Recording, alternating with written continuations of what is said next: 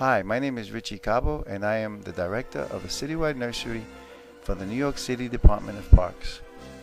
I wrote The Mystery of the Magical Cucumber Tree because of a very special tree which we discovered on the Craig House Mansion during a beautiful long weekend family camping trip. While on the way to Mount Beacon, we stopped at the Craig House Mansion to get an up-close look at the tree. It had strange pink cucumber-like fruit and very large leaves. It looked like a magnolia, but not like anyone that I had ever seen before. Upon researching the tree, I found out that it was a cucumber magnolia and one of the favorite trees of Andrew Jackson Downing's pleasure grounds. In our story, it's as if the tree and the landscape speak to us and lead us back to the 1800s. Here we find out about the history of early American horticulture and the beginnings of New York City's Central Park. Through the tree, we discover also the relationship between Andrew Jackson Downing and Henry Winthrop Sargent, another great horticulturist, and their relationships with trees. In the book, I also describe my own special relationship with the world-famous 9/11 survivor tree of the World Trade Center attacks of 2001.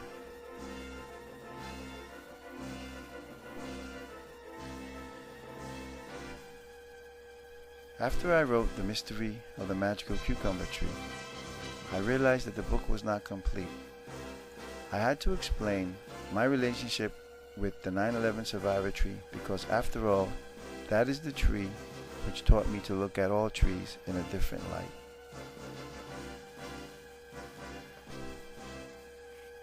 In the spring of 2001, I began my new career at the Citywide Nursery in Bank Park.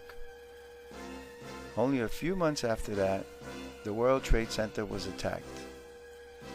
And on 9/11, that's where my relationship with the 9/11 survivor tree began.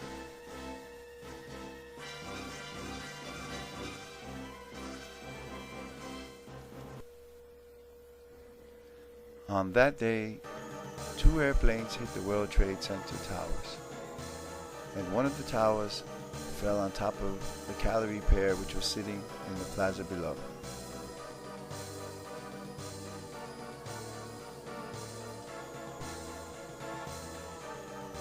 It would be pretty hard to believe that the World Trade Tower fell on top of a 30-foot Calorie Pear tree, and that the tree would survive 9 years later to return back home. But this is true.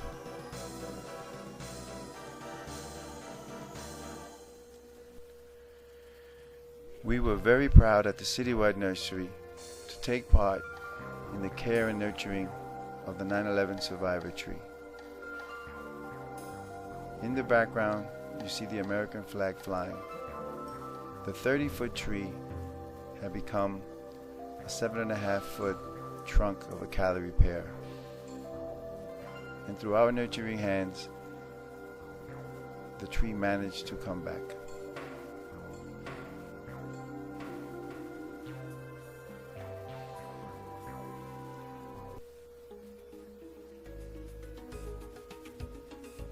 Here is the Calorie Pear 8 years after the attacks.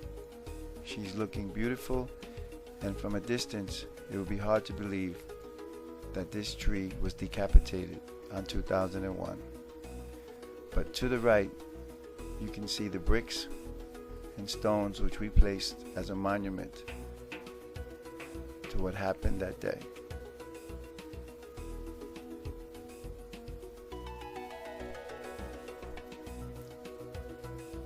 Here she is again, the 9/11 survivor tree in the last fall she would spend at the Citywide Nursery. It was decided by the 9/11 Memorial Museum and Mayor Bloomberg that she would be a symbol for New York City and for the world of how America bounced back after the World Trade attacks. The 9/11 survivor tree would be there to remember everyone who fell that day and all the families of the survivors.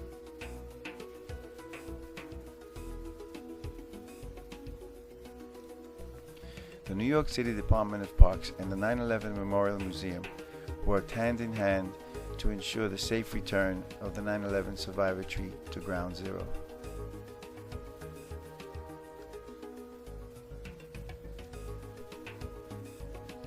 Here you could get a better look at how much care was taken to make sure the tree was even boxed in so she wouldn't go into shock upon moving back to Ground Zero.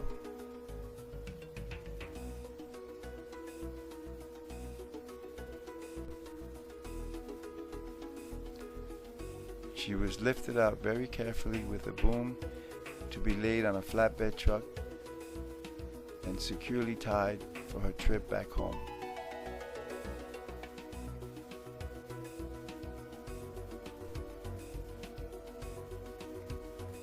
Here she is, laying down for her trip back home.